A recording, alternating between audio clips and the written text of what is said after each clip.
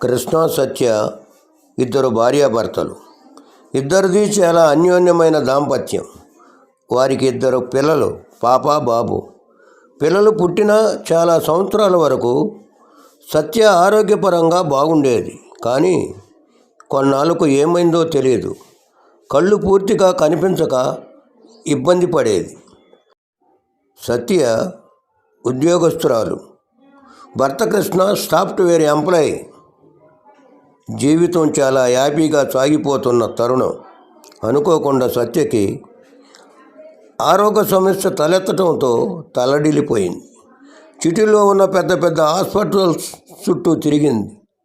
స్పెషలిస్టులు అందరూ చెక్ చేసి వ్యాధి ఏమిటో కనుక్కోలేక చేతులు ఎత్తేశారు. అయినా ప్రయత్నాన్ని ఆపక అన్నింటిలోనూ టెస్ట్ చేసి చూశారు. అల్లోపతి, హోమియోపతి, ఆయుర్వేదిక్, ఇలా ఎన్ని రకాలు ఉన్నాయో అన్నీ వాడారు. వైద్య చరిత్రలోనే సత్య కంటి చూపుని నయం చేసే చికిత్స లేకపోవడం మరింత కుంగదీసింది సత్యను. దేశ విదేశాల్లో వెతికి చూసినా దొరకలేదు. ఫ్రెండ్స్, ఫ్యామిలీ మెంబర్స్, రిలేటివ్స్ అంతా సత్యను చూసి నవ్వుకునేవారు.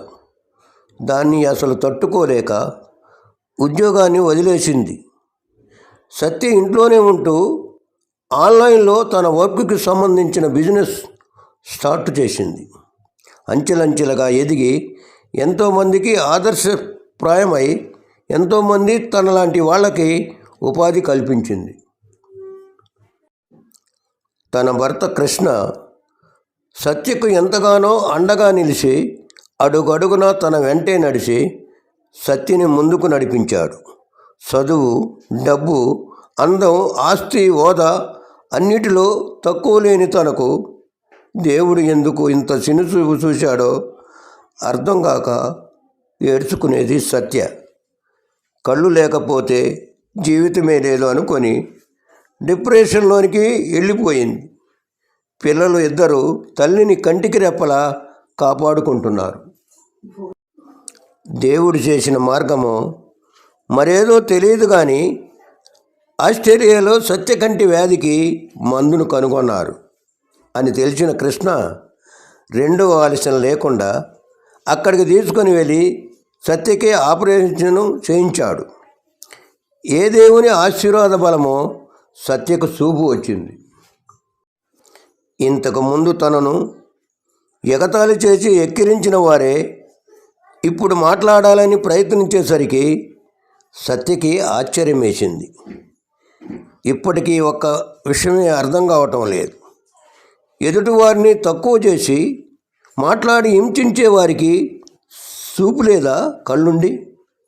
లేక జన్యులోపంతో బాధపడే తనకు చూపు లేదా?